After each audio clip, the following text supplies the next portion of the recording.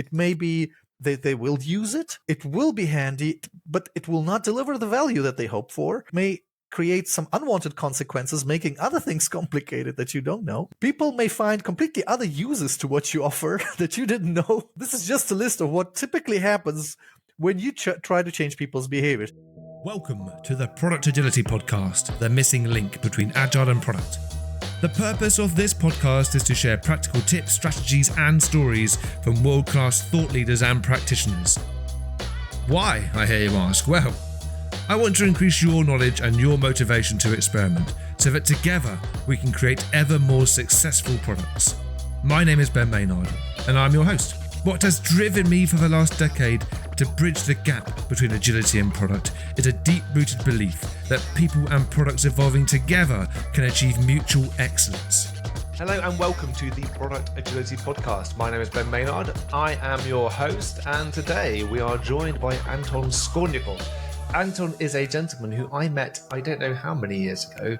I've got a feeling it could have been a lot of years ago. I mean, I can't remember. I want to say maybe in Amsterdam. It was in Amsterdam at the first ever LESS conference. God, over 10 years ago, probably. I don't think it's quite that long, but yeah, almost. God, Jesus. Anyway, and it's so nice to have you here. Now, it was really amusing for me when I got an email from one of the various kind of podcasting marketing agencies saying, oh, we have this author who's written this book. I was like, oh, this is interesting. It's always nice when you get approached by these people. And I looked and I was like, oh, that name looks familiar. And lo and behold, it was Anton. So it's awesome to have you here, Anton. And we're going to be spending some time talking today about the art of slicing, which is the art of slicing work, which is the title of your book. And also exploring various other really, really relevant product and agile related themes. But before we get into the meat of it, Anton, I'd love it if you could introduce yourself to my listeners. Yeah, thank you. Thank you for having me, Ben, for this warm welcome. Right, so I'm Anton, living in Berlin, Germany. I think what you need to know about me is that I used to be a mathematician and a physicist. I tend to hear from people I teach that kind of they understand that this is a kind of a quite high up meta perspective. I've founded a couple of startups, some of them with some success, that it was big enough that to have a lot of employees and to try things out and to ask for money and to also be somewhat successful with it. And at some point I turned to coaching and helping others be successful. In the beginning, it was actually just with products. And because of my personal interests, I'm moving on. And my focus is not so much on products, but actually helping different kind of organizations do, well, in the general way, projects that are unpredictable. But most of the time, everything that I'm dealing with is changing people's behaviors, just not only with products, but also sometimes with rules that you set up in your organizations to change some kind of quality assurance processes, or that rules that you may set up in a public entity to deal with constituents and things like that. And really, I think that's the subtitle to anything we're going to talk about today is behaviour change. And we're talking about this today, I suppose, or at least initially, from the perspective of your book, The Art of Slicing Work, which is a great book. And I think if anyone's interested in the topics that we raised today, then please do go and hunt that book down. Anton, if anyone is already wondering, oh, what is this book? How is the best way they can kind of... Slicingwork.com. Slicingwork.com is the website there. You'll find everything. Fantastic. So, The Art of Slicing Work. We were talking about how maybe best we start this conversation, and we had a lot of different ideas and maybe ways in which we could start it. But it's important to me, I suppose, to help people understand. I think that the whole idea of slicing sometimes gets a bad rap. I don't know how well that translates. It has a bad taste that comes with it sometimes. So I think it's lumped together with lots of other things like user stories and et cetera, when actually, I don't think conceptually, and you look at the impact that slicing could have, it doesn't necessarily have to be with any of those other techniques. And I think that comes through loud and clear in your book. And what we're talking about here, Anton, is having a real focus on the results of what you're doing rather than the activities. And how can we get results which have a behavior change, either with a product, physical or digital, or with perhaps some process change or some rules that we're putting in place. What we're talking about here then is how can we get those results? And Anton, I think what I'm curious about is in your book, how do you propose that we begin, right? We want to get results. So we have something which is big, we have something which is unpredictable, it is complicated / complex, and we want to break it down and have an impact by delivering something small, by making a small change? Like how do we start that journey? Well, what we typically set off, right? When we start, we have this big, hairy idea most of the time, like we can have any kind of product vision set up. And it's full of hypotheses. And, if you've dealt with products, huge amounts of hypotheses. How do you start? And the idea is that most of the time when you do something for the first time, you are unfamiliar with what you start off with. And so the standard thing to do, the obvious thing to do is to break your idea apart in different parts and then start to build it, right? And that's when a lot of things go wrong, because the surprising matter of doing something for the first time, the surprising part of it is when you don't know what's going to surprise you, you don't know where the dependencies are. Because, there is this very typical exercise that we do with people when we talk about prioritization. You take a lot of different pieces of your project or product development endeavor, and then you put them, what is the most valuable and what is the most risky part, and what do you start with? And I do this in all of my trainings with product people, and I ask them, where do you start? And almost all of the hands always go up with the low risk, high value things. Everyone starts with the low risk, high value things. And I tell them, well, it's wrong, guys. If you start there, you will build all the high value, low risk things, and then you will move on to the risky things. And then you will find out what the risk is telling you. All of those unfamiliar surprises will surface, and suddenly everything that you've done before that is in danger, is maybe has to be completely redone, or maybe is even, you find out it was useless because you found out people want something completely different. And all those things that you thought are high value, low risk were actually dependent on the high risk, high value things. And this non-obvious part of it is that we think we know what the dependencies are. And I'm not talking about technical dependencies. I'm talking about, like, you need to have an email address of someone before you send them a newsletter, like logical dependencies. Like, things are dependent on each other. And when you don't know what's going to surprise you, you don't know what the dependency is going to be. That is the most important part. And so the question, and now we go back to the title, the question is, when you have a huge, large endeavor and you're doing something for the very first time, how do you break up this journey?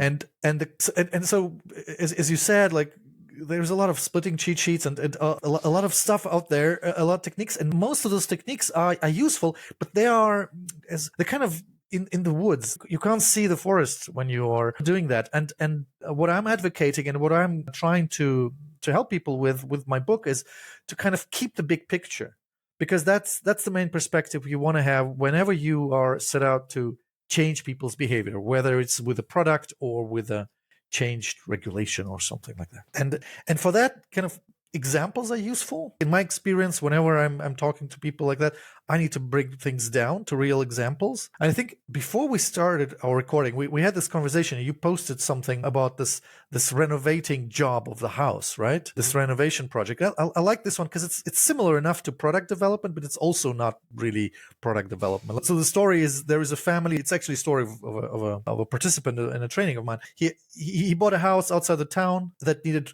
a lot of repairing. It was very cheap. And the idea was to have a kind of vacation home for his family. And then he started off, he went to an architect and he said, well, what are we going to do to renovate this house? They created the whole plan, which looked very sequential, right? First, people will take care of the walls and stuff like that. And then they've done this for half a year to find out there is a huge amount of surprises. So once they thought everything is done and they start to doing the wiring, they realize, oh, the wires do not run where they are supposed to run. The plumbing is not the way it's supposed to in the plans. There's a lot of surprises, and suddenly they have to, call back the person who was reinforcing the walls, and it didn't work out. It's like half a year he was paying a lot of money. It didn't work out. He changed it. He found a new contractor who would bring him people that could do everything, and they would start working and renovating this house one room at a time. And suddenly, after a month already, they could have a kitchen, a bathroom, and one bedroom where the family could stay. And suddenly, kind of, the product was useful. And while doing that, they uncovered all kind of surprises and room by room, they created and renovated the whole house. What do we mean with the slicing work? When you renovate the house, activity by activity, only do the work, only do the walls, only do the wiring, only do the plumbing. That is breaking up work, right? But it is horizontal in activities versus the slicing work, which is slicing it in vertical parts, meaning one room at a time for this renovation of a house, or one behavioral changing feature in your product one at a time, and then learning from it. I like the connection between the rooms of the house and then the behavior changing feature. Yeah, that kind of makes a lot of sense. And if we just go back to what you're saying earlier about risk, start with the risky things, and also I think you mentioned surprises, and the definition of a surprise is that you can't predict it. Otherwise, it wouldn't be a surprise. So if we think about the types of risks that you were thinking about, and then when you're teaching people, particularly like product people, product owners, about how to prioritize, I mean, risk is a really broad term here. And you mentioned dependencies, you mentioned a couple of other things, but I wondering, could you give us a bit more of an insight then into when we talk about the risky things, like what risks are we talking about here? Yeah, that's good that you are pointing this out, that the risk is a broad word. What I'm actually end up using most often is familiarity. I'm asking you, what are you unfamiliar with? Like when you do something and you've completely done the same thing before, then you are maybe not familiar. I mean, if you've done it only once, maybe you are only repeating it for the first time. Maybe there's still things that you didn't know were risky or you didn't know were tricky in the first time, and that those things will surface when you do it the second time. But when you do something 10 times, you know how it's done. However, when you are doing something for the first time, like you are using maybe some technology that you already use in 100 of different environments, but then you're applying it to a new environment, then there is something unfamiliar about that, right? And look for those unfamiliar parts. What is the thing that you are doing that is new? And whenever you're doing something new, there is typical sources of surprise to happen. When you're building products, you're changing people's behavior. So how people typically, what are things that typically go wrong? And again, this is not an exhaustive list because it's going to be surprise. We cannot unsurprise people here with this podcast, but people will, not notice something. People will notice, but not understand. People will understand, notice and understand, but will not use. It will be unhandy. It may be they will use it. It will be handy, but it will not deliver the value that they hope for. It may create some unwanted consequences, making other things complicated that you don't know. People may find completely other uses to what you offer that you didn't know. This is just a list of what typically happens when you try to change people's behaviors. And when you have something, when you have competition in your system, or when there is kind of other systems involved, other human systems involved, it gets so much messier. So one of the examples in the book, because I'm trying to make this topic wider and not talk just about product development, one of the examples in the book is about a government entity that is helping refugees, right? A huge topic now in times of war. And there was one example of what they tried, right? Because they're trying to make sure that those families that arrive, that especially the kids, they can be integrated, they go to school, they can learn. So they thought, well, many of them, they don't have a good lamp to read. They have kind of a big lamp, but it's not a good environment. So they thought about providing people with little lamps for their tables. Now they've done that. It was a long planned. Next, huge amounts of lamps were there on the little markets on the street, on the little Sunday markets. A huge amount of lamps. So what will happen? Well, if people don't have money, well, guess what? They're going to sell some of them. So the question is, you've done something right, but what happens when you offer something with the best intentions? Something surprising will happen. Right, something surprising will happen, and I think the one thing that product and agile people can generally agree is a decent idea is to work in small batches and to try and get some kind of feedback on that thing that you've done as quickly as possible, and meaningful feedback. And I know that we could now go into talking about, well, if it is activity based and you can still get feedback, and what are some of the differences in the feedback. But maybe we'll come back to that, because what I really was wondering then was that we want to go small. How much do we, how much does the art of slicing work then correlate to our ability to plan longer range or not? So it's a very good question. I've tried to find, so that's something I'm trying to find in my book. I tried to find another example of where is something like that happening. And I'm basically giving, I think the metaphor of putting yourself into the position of a navigator of a ship in the 18th century is a good one. Because, so what is the situation? You want to get, over the Atlantic Ocean. You have no idea what the ocean is going to be like. There's definitely going to be places you want to omit. Have the stars to kind of more or less understand where you are, and you have a basic map, a very general map that, later on people will find was not very accurate, but was accurate enough. So you are in the situation and you are with your product. So what does it mean? Like you want to get, to Cuba or something, right? So this is your goal. For you as a product developer, or a product person, it's your product vision, right? So I know I want to get there. I want to build something that will help people get medical care without getting out of their house. All right, good. Okay, that's your vision. Great. Now, you can't just, break it up from there the whole way from Cuba to Britain. It wouldn't make sense. It wouldn't make sense to think about what will you do 200 miles before you're there. It doesn't make sense because you don't know. In the end, you will not, take that route. So you need to know where you want to go. You need to have a general map, but then you need to have a process of deciding. So where am I right now? What are my options? What are the 2-3 different ways that I want to go? And, do this little step. And then again, find where am I right now on the stars? What is the next step? What does the ocean look like to the north, to the south, east? And where do I go? And what is the wind like right now? And that is basically what I'm arguing product development should be like. I should have a map, and it's much more detailed when it comes to my options that are immediate. I should have a goal, because if I don't know that I want to go to Cuba, I will end somewhere, right? I still need to know where I want to go. And I need to have a process, the feedback loops. This is, in the product development, the feedback loops is us looking at the stars and saying, we are there. This is our position. People don't like what we offer them right now. They are not understanding this and that. So we need to get to move to this step. And so your question was, how detailed should it be, or how far ahead do we plan? We need to have a general direction.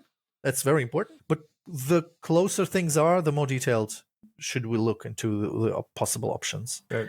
So reassuringly, and I kind of didn't know the answer to this, but I thought I'd make sure. I think what we're not saying is that, and this is based on my own kind of previous mistakes here, is that by slicing work in a different way, by focusing on the effort and the impact, what we're not saying is that we can kind of break things down to lovely kind of small pieces and plan things out into the future. Because they're small, we should be more predictable. We're saying it because they're small, it doesn't affect our ability to predict the future right now, but it does affect our ability to change direction when the future surprises us, because we haven't wasted time kind of planning like miles in huge amounts of detail, miles and miles into the future, because we know that in these environments where we're going to be surprised, and we're going to want to change that. And there's huge value in doing that.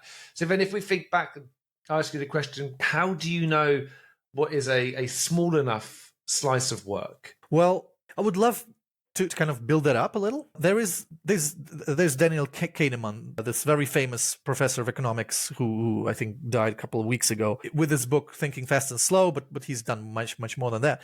And he very clearly says from his research, we do not learn things if the feedback is delayed for too long. And that is very important. You can connect easily with it if you just try to learn how to play guitar and think that the sound that you're going to hear is just going to come an hour later, right? It's kind of obvious. You're never going to learn the guitar this way. So the faster the feedback comes. So that's going to be the question, like, right? So how small are the slices, or how small do we, make those parts? Need to be small enough so we get the feedback fast enough so we can learn. And that means the more unfamiliar you are with the territory, the more change there is, the smaller you need to slice. And typically, it needs to be somehow, doable. So I would say we're definitely talking about at most weeks. We're definitely not talking about months. I mean, if your organization hasn't been slicing and has been only delivering projects like every 10 years, maybe already go into 1 year already is good enough. But I'm not sure any organization like that would still exist today, because there's too much change. You can't have times of 10 years to test one idea that you have. No. And maybe we'll find out in 10 years. Yeah, maybe someone has this tremendous foresight. They're just working on it in the stealth mode. And it reminds me of the theories on time travel. I can't think what it was. There's some lovely little things about, if there was time travel, then, and it was like lays it all out as to why. But yeah, anyway, that's a separate conversation. Now, I think that when we think about breaking work down, slicing work in whichever way, I think one of the things which is really prevalent in many organizations is the desire to break it down on the activity. In a house example, it is maybe not even as broad as, say, like all elements of plumbing. Maybe it is particular types of piping as done by one person, and particular types of joints and piping as done by another. The taps with these handles are done by that person, but the taps with those handles, one of the more twisty type handle, that's by that person. These persons do these plugs, and these persons do these, and that type of thing. Like really breaking it down to that minutia, in the desire to then make things predictable and to manage it, because it seems like we hate complicated stuff. We always want to break it down to simplify it so that we understand it, and then we break it down to a point, and then we look at all the pieces and we think, oh, this is a really efficient way to manage what we're doing here. This is really great. And if I keep things vertically sliced in such a way that we're focusing on the impact, that makes it a bit messy. I can't figure out who's doing what. I prefer to have it broken down by the activity. That's a really efficient way. I can plan it all. I know it's going to change, and I'm fine with it changing because I'm an experienced project manager here. I can deal with that. Given that scenario, Anton, what would you say to that person who's explaining their world in that way, who is perhaps willing to have their mind changed a little bit? Well, that's a good one. It's not an easy. I guess most of Agile people hearing us will have been in this situation. I'll be honest. I think if the person is just doing it for the very first time, and they hope that and they have been successful in doing this before, I don't think I will be able to say anything to convince them otherwise. But the good thing is the reality is different. So typically, when you're doing what you just described, you're focusing on needs for controlling, for increasing efficiency, and the more you do that, the less flexible you are. So what I would do is, when in a conversation with such a person, I would ask for impact. I would try to figure out and to ask questions, just coaching questions about the impact, the actual, what is it that you want to achieve with whatever, with your product and so far. And have you done projects like that before? And tell me about, when did you find out that you were able to achieve what you set out to do? And did everything work out, or what worked well, what didn't work well? And typically in a run of such a conversation, what people realize is that the things that worked out were things that they ended up testing quite early on. The things that did not work out were things that they could have found out that they don't work out much earlier. And when I'm in a trustful conversation like that, and the person starts understanding that, then they kind of open up to the value of having slices, the value of going step by step, the value of getting feedback. But I always like to also have an understanding for the people that I think are maybe wrong in a particular situation. And my understanding is that I go to a hairdresser and I tell them, well, I'd like to have this haircut. And they tell me, but this is a risky thing, my friend. I'm sorry. I will just have an hour to go at it. You'll have to pay me this amount of, $100, and then we'll have a look what your head looks like. Like, if I hear this from my hairdresser, I would like, oh no, my friend, I'm going to the other guy. I don't think that's the way it works. So I think it's fair for people to not immediately jump on this. Let's be iterative. Let's try it out and get feedback wagon. That's also fine. We have a lot of space in our lives where this is completely adequate to not do that. Yeah. And that's the thing, isn't it? So what you're saying here with the slicing work in the way that you're espousing is that you need an environment which will support that. And there are maybe things you can do to influence or to help guide or fill some knowledge gap that people have. But if you haven't got the right environment, and if people aren't motivated to do this, then this, as compelling as slicing the work in the way that you talk about, and the way which I also kind of agree to, it isn't going to make that change happen if people aren't motivated to do it, or if the environment isn't there to support those changes. As compelling as it may seem to us, to people, providing this option for a different way. Yeah, absolutely. And the question for us is, like, and us, I mean now Agile coaches, I guess, right? So that's not only trainers. So when we come in touch with people like that, the question for me as an expert is, what do I help my coachee with? Where do I ask them to put their attention to? Because when you are dealing with unpredictable projects or unpredictable matters, using techniques like you just mentioned, like trying to figure out exactly what activity is going to be done by whom, and focusing on specialities. When you do that, you will have a mess in front of you. You will have so many different topics. You will have so many different questions like, but who is responsible for this and that? But when do we deliver? But who will schedule this? But who coordinates that? And those questions are typically, like a lot of these questions I am facing when I'm dealing with an organization. And it's for me, and that's maybe if people can take this out of this conversation of ours, that'd be great. Like if you are as a coach helping people or as a product person helping people to focus on what matters, the final result that we're going to deliver, that we then look, is it actually having the impact on the behavior that we wanted?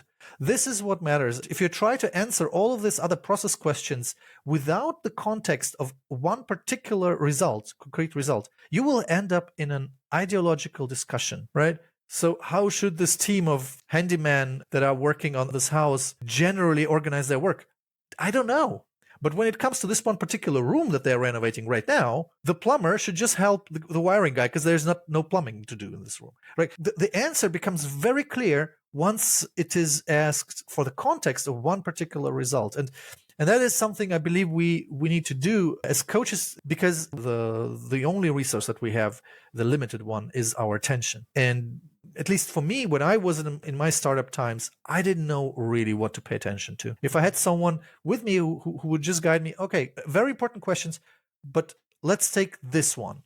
And from there, we'll move on to the next step. And that's actually all I want to do. With if you've read the book and you understand how to pay attention to the one thing that actually matters, you will create a great organizational structure coming out of that. You will have motivated people, you will have results, it will impact your bottom line, it will do everything. And that's kind of the thing. Well, there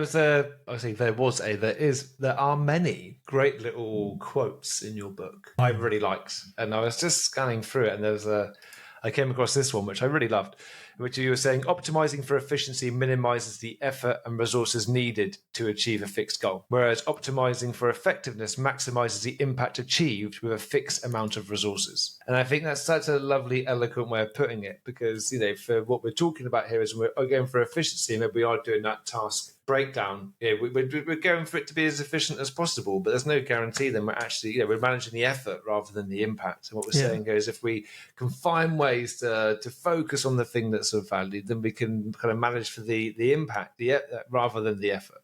Yeah. And your book is full of those lovely little snippets, and your great key takeaways at the end of each chapter as well are really, really useful. And I think it really summarized the sentiment really well. Thank you. Yeah. I'm not sure how much time we have, but if we have, I would love to go into this efficiency effectiveness thing, because that was a big aha moment for me very early on in my Agile life.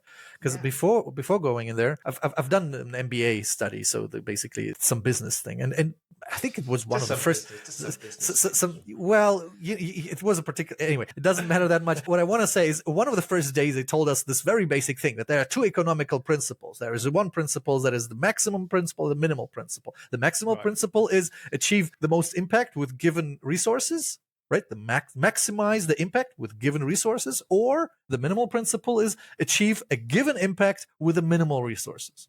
Those are two things, right? Two general things. Both economical principles, both make sense. But then when you talk and you think about what's going on in organizations, it's almost always the minimal principles. We're almost always trying to achieve a fixed impact with a minimal amount of resources. There was, and when I understood what Scrum or Agility I actually teaching people is actually, so this is basically how to professionally do the maximal principle. It's just that we're not taught that. That's just a whole part of all of the business studies that is just almost always left out. But I would, instead of calling it Agile, I would call it, how to follow the minimal principle and how to follow the maximum principle. Two very important, it's very fundamental things. And that's what we do. To be honest, that's actually what we do in product development or in other parts where things are unpredictable. We're teaching people to follow the maximum economical principle, and we're doing it because we found out that the other things don't work, are painful, and are just not delivering the results. So would you say to people that are listening who are in organizations, in environments, this all sounds marvelous. They just can't see how it's going to work because they're arranged for efficiency. I know we did touch on this before, but I wonder, organizations where people may be saying things like, this all sounds marvelous and I understand why we should be doing it, but it is, I think, to your point, more of a philosophical debate for me, because when my managers, when the leadership of my organization consider something like this, they do see it as a loss of control almost, and they're not rewarded on actually having an impact because their function, their department, their silo, whatever we want to call it, is optimized for getting the results of their thing. And the most we can hope to get feedback on is, does the thing that I've made kind of maybe fit together with the thing that next team are making? But then when it gets to the sixth team in the chain, we never know whether or not that. But let's take a classic example. That piece of data that we brought in is actually used or involved in anything to do with the user or customer is using. I just do the data side. Is there anything over and above with some of the tips and the coaching questions you were mentioning earlier, which you can pass on to those people to give them some hope, maybe? I want to first admit to that if you find yourself in such an environment and it's overwhelming, maybe you can't do anything in this environment. So there is also a chance that you are just not able to make an impact in an environment that is set up to not make impact. If you want to try to do that, let's assume you take on this perspective on the product that you are working on, and you actually realize, oh, what I'm doing is contributing to this, is contributing to this, is contributing to this. And in the end, if we are all successful, we will know whether customers behave differently with this feature. Like, let's assume you were able to take this point of view. One thing that I want to tell you is, be sure on the top of the chain, and maybe not on the very top, not just the CEO, but below him, there are people who actually worry exactly about that. If you talk about this, there's going to be people who will be listening, and those people who will be listening are going to have power, because otherwise they wouldn't be in those positions. If you are hired by a large organization, you're getting salary with so many other people, there is money coming from somewhere, and so there is someone who's worrying about that. So be sure your opinion is valuable to someone, even though it may not be valuable to the people in your immediate environment.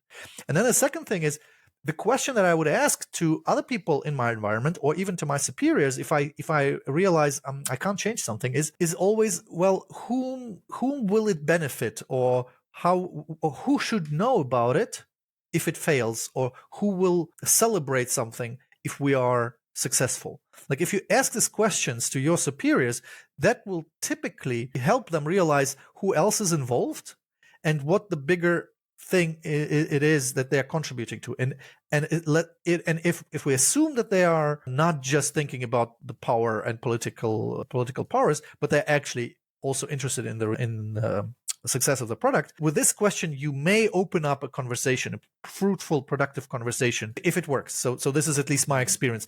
And again, if you're, if there's 5 chains of command between you and the people who actually care, that's going to be hard. Yeah. Oh, we've been there. Well, I've been there. Yeah, most definitely. And I know people that are listening have been there and are there right now. And so your tips, if I summarize them, tip number 1 was basically follow the money. Ultimately, I remember, I think it might be my friend Saloni said that to me years ago. I can't remember, but what we're saying is, like, find out, follow the money, find out who is ultimately responsible, who's made the promise, and then they make the promise, and it gets then scattered through the organisation. They just want to know if their promise is being met. And I think what's interesting is something I was thinking about over the weekend is that, and before that, I'm knocking on my head for a while, which is, all the time that people are asking for, is your bit done? Does it fit into the plan? Are we on target? That's just proxies for, are we going to be successful?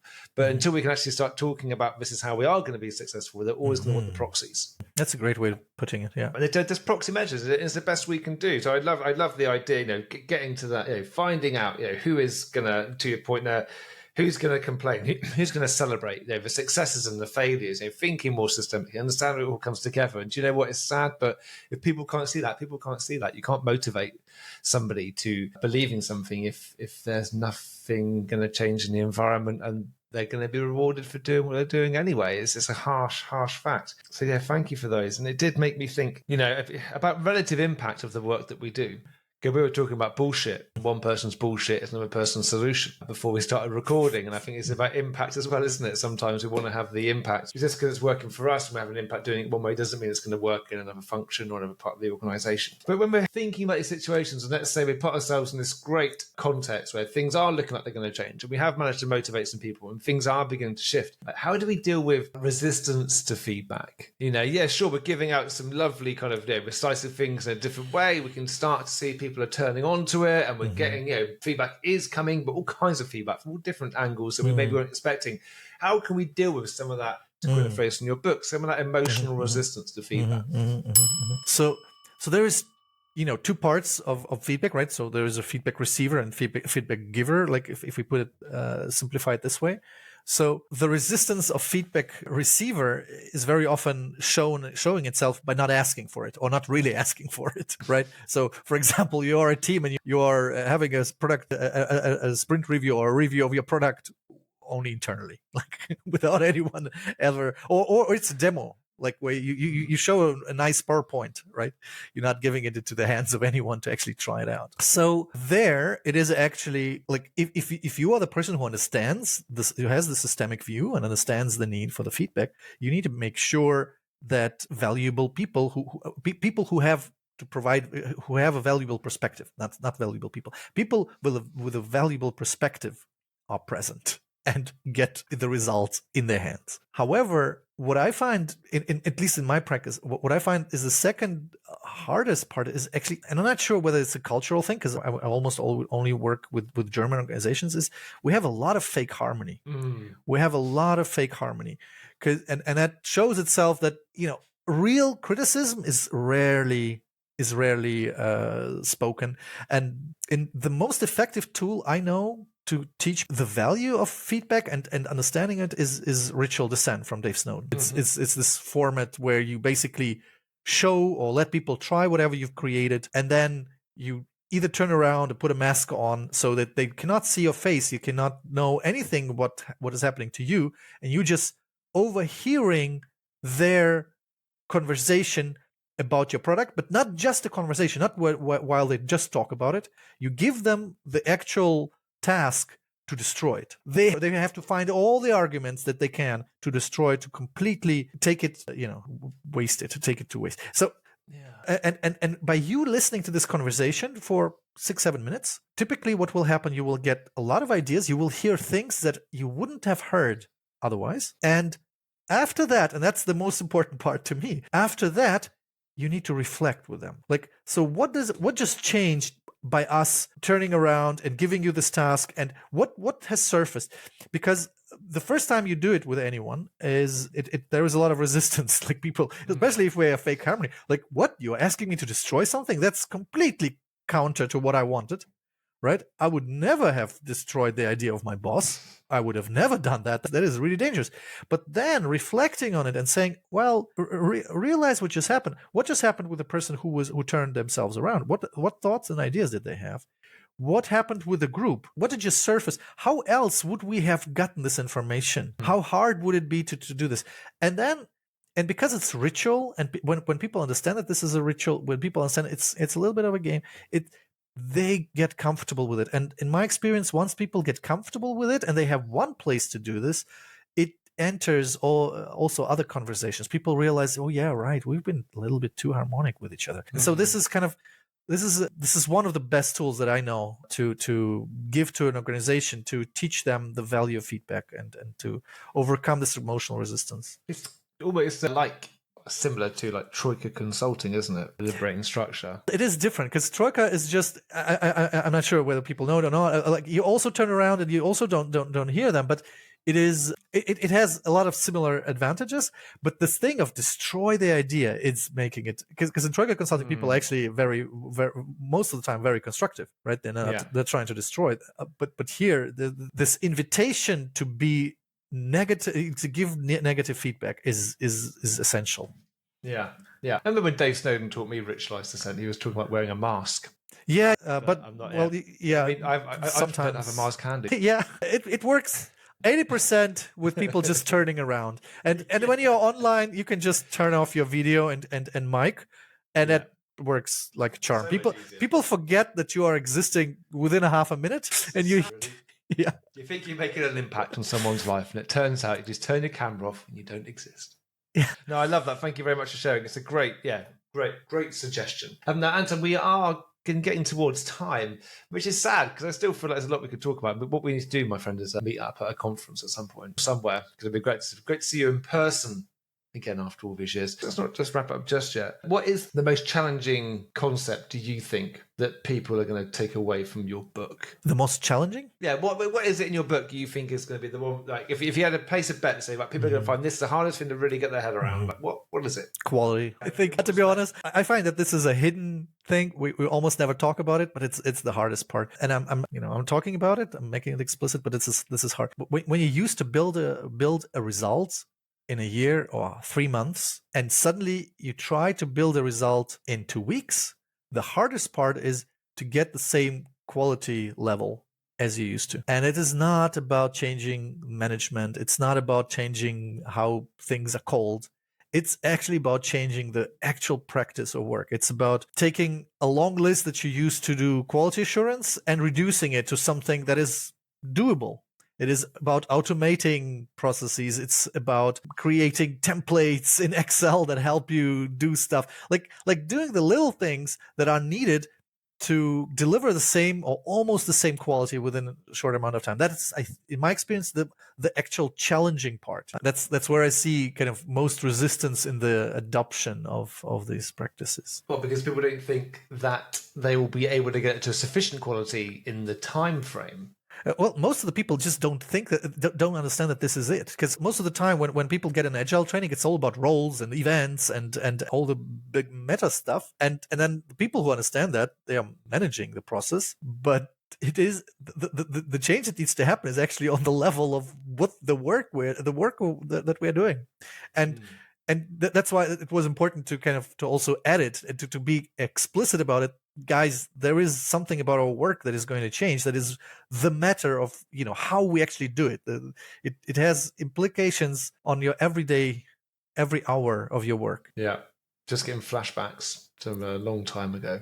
Uh-huh. When we were really fortunate, we were trained by specification by examples. We had a team who were really willing to do whatever they wanted to do or whatever they could do to get something out frequently to the highest quality we could do. And it was massively flawed. There was no way we could do like everything we would have loved to have done, but it was by far and away superior to what the alternative was. It's because we had people who were willing to invest in making sure that we had ways of verifying what we were producing, and that's what made a huge difference. It was because we had people who found ways to let their roles blur, to have fuzziness in between things, and there's in that fuzziness that we're able to achieve some really interesting stuff, because it wasn't about, and it's your turn to remember the baton now. And sometimes you weren't quite sure who had the baton. But one thing we all knew is that we were all heading towards the finishing line, and that was what was important. Anton, thank you so much for this. I've loved it. It's been great to hear you talk. I've made so many notes and wrote so many questions that I just didn't get around to asking. But maybe those listening now have also got questions or ideas and things they would like to challenge, perhaps. So what I would say is, if you do have questions or you do have challenges, then